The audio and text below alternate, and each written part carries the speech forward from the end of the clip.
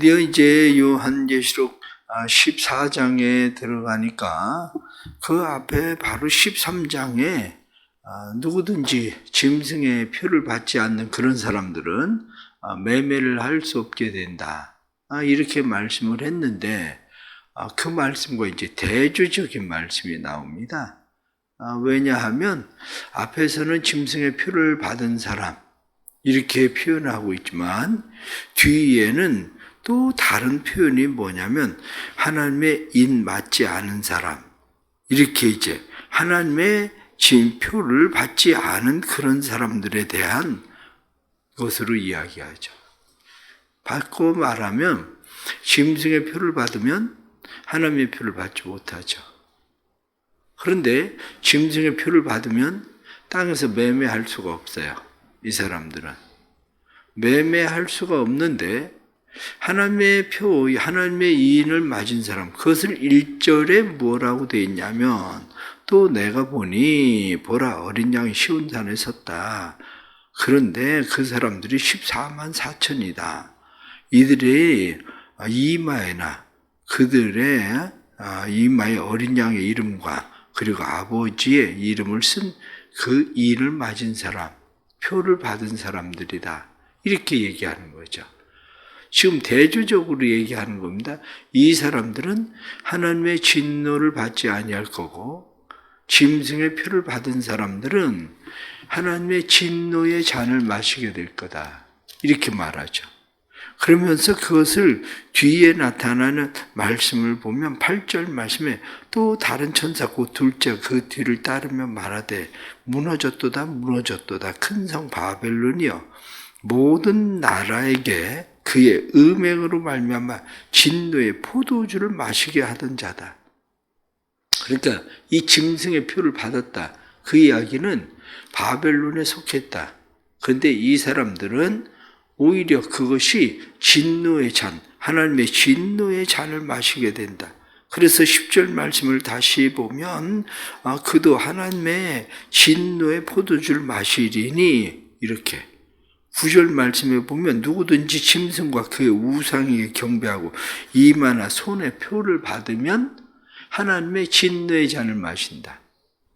결정을 해야 되는 거죠. 내가 세상에서 짐승의 표를 받고 매매하고 즐기고 편하게 살 건지 그렇게 살 수 있다는 거예요. 그런데 그렇게 살면 그 사람은 하나님의 진노의 잔을 마시게 된다. 이렇게 되는 거죠. 그럼 하나님의 진노의 잔을 마시면 어떻게 되느냐? 뒤에 나타나는 말씀을 보면 뒤로 넘어가서 11절 말씀 보면 그 고난의 연기가 세세토록 올라가리로다. 짐승과 그의 우상에게 경배하고 그의 이름표를 받은 자는 누구든지 밤낮 쉼을 얻지 못하리라. 이 사람들은 쉼을 얻지 못한다. 이렇게 되어 있잖아요. 그런데 또 그 반대로 하나님의 입 맞은 사람, 이 사람들은 그 뒤에 뭐라고 되어 있냐면 이 사람들은 성령께서 그에게 말씀하시기를 13절 하반절에 보면 그들의 수고를 그치고 쉴 것이다. 이렇게 말씀하죠. 둘 중에 하나를 결정해야 되는 겁니다. 세상에서 편하고 재미있게 즐기고 살 건지 아니면 힘들고 어렵고 그래도 하나님의 말씀을 따라서 살 건지. 그런데 세상에서 편하고 재밌게 즐겁게 사는 그 삶은 잠깐의 즐거움이지만 하나님의 진노의 잔을 받으면 그들은 영원한 괴로움, 쉼이 없는 그러한 괴로움을 당하게 되지만 그러나 하나님의 말씀대로 사는 사람들은 그렇지 않다는 거죠. 그런 사람들은 이제는 쉴 것이다. 이렇게 하나님께서 말씀하시고 하나님께서 그들을 쉬게 하신다. 이렇게 성경이 말씀합니다. 여기서 한 가지 다시 깨달아야 되는 게 있습니다. 그게 뭐냐? 신천지에서는 14만 4천이 죽지 않고 사는 사람들로 계속 얘기하고 있지만 그렇지 않습니다. 14만 4천이라는 사람이 죽지 않고 사는 사람들을 이야기하고 있는 게 아니에요.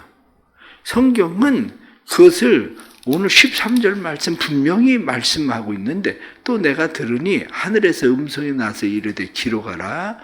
지금 이후로 주 안에서 죽는 자들은 복이 있다. 주 안에서 죽는 자들은 복이 있다. 왜냐? 성령께서 말씀하신다. 그들의 수고를 그치고 쉴 거다. 이렇게 얘기한다고요. 그러니까 살아서 뭐 새하늘 새 땅 만나가지고 영원한 천국을 누릴 것처럼 신천지가 얘기하지만 성경이 말씀하고 있는 것은 주 안에서 죽는 자들. 14만 4천이라는 사람들이 누구냐? 주 안에서 죽는 자들. 그러면 신천지에서 얘기하는 사람들이 14만 4천이라고 얘기를 하면 14만 4천에 들어가는 사람들이 누굽니까? 4절 말씀, 14장 4절 말씀 보면 뭐라고 되어 있냐면, 이 사람들은 여자와 더불어 결혼하지 아니하고 순결한 자라 어린 양이 어디로 가든 인도하든지 따라가는 자며, 그 사람들이 말씀대로 문자대로 성경을 해석을 하면 신천지 14만 4천에 속했다는 사람들이 다 결혼 안 한 사람들입니까? 다 결혼한 사람들이잖아요. 그러니까 성경을 읽을 때에 성경을 말씀을 문자대로 14만 4천, 14만 4천 그렇게 강조하면 그 뒤에 나타난 말씀도 성경에 나타난 그대로 그렇게 해석해야죠. 여자와 섞이지 않은 사람, 결혼하지 않은 사람. 그런데 그거는 또 상관이 또 없어? 왜 그럴까? 그걸 자의적 해석이라고 말하는 거야. 자의적으로 자기의 편한 대로 성경을 그냥 막 해석하는 거. 이런 거거든요.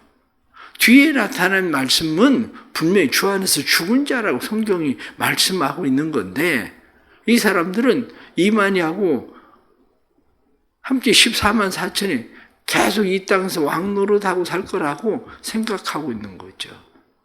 이게. 그러면 그 뒤에 나타난 말씀을 보면 이 수학 추수를 이제 거두게 되는데, 이 숫자에 대해서 제가 여러분들에게 말씀할 때 숫자에 너무 그렇게 매달리지 마라 이렇게 말했는데, 20절 말씀 보면 성 밖에서 그 틀이 밟히니 틀에서 피가 나서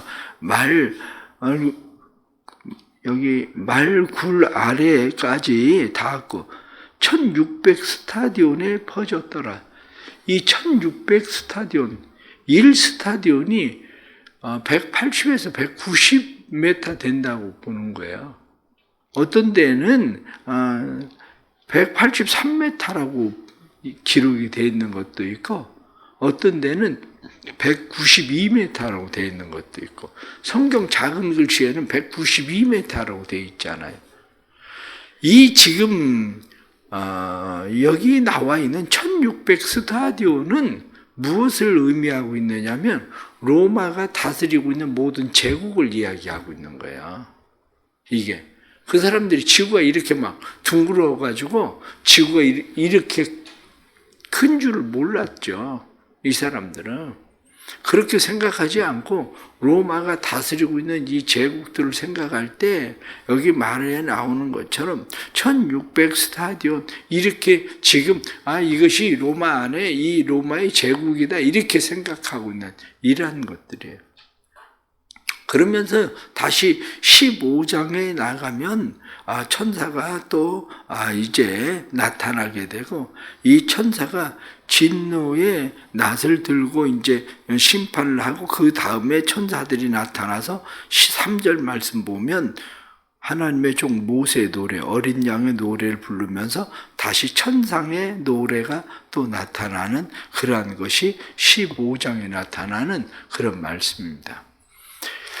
이 나타나는 이런 말씀들을 보면 대조적이에요. 대조적이라는 것은 입맞은 사람, 짐승에 입맞은 사람, 하나님의 입맞은 사람 이렇게.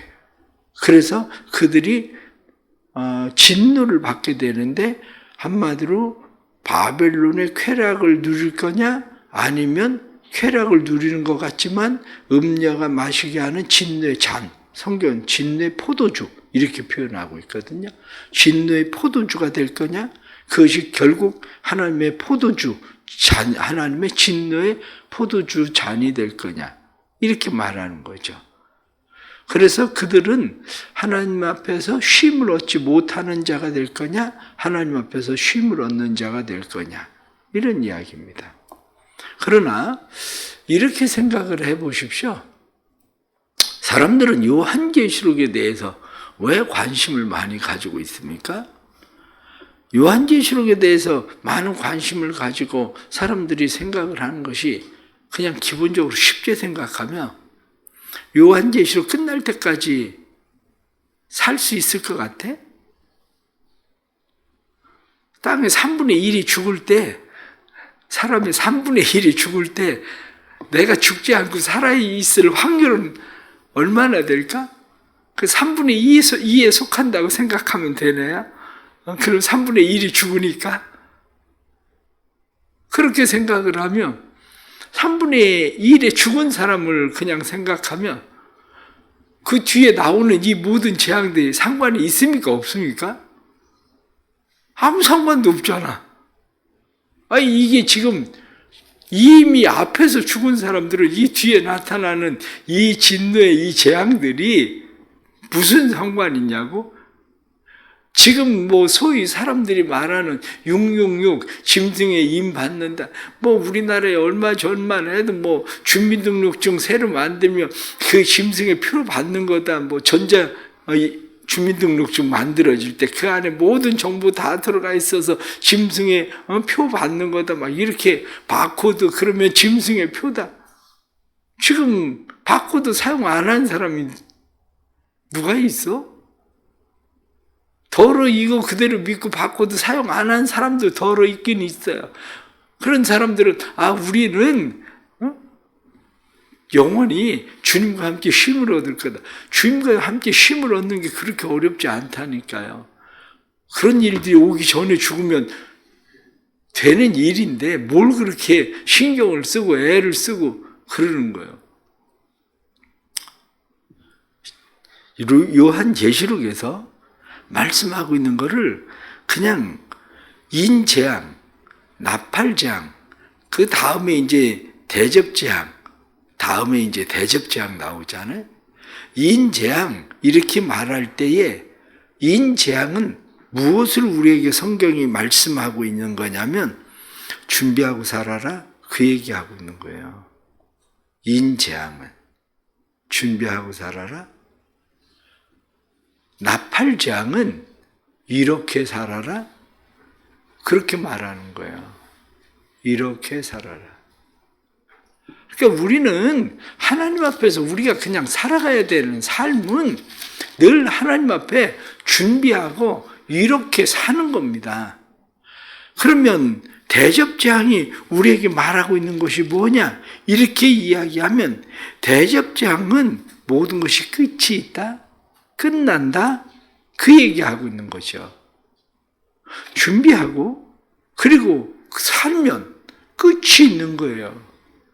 우리가 살고 있는 고난도 우리의 삶의 끝이 있고 우리가 즐기고 사는 것도 끝이 있고 모든 것은 다 끝이 있는 거예요. 그 끝이 있을 때에 내가 만나는 것이 누구냐? 이 문제란 말이야. 하나님의 진노를 만날 거냐? 하나님의 영접을 만날 거냐? 어린 양과 함께 있는 일을 만날 거냐?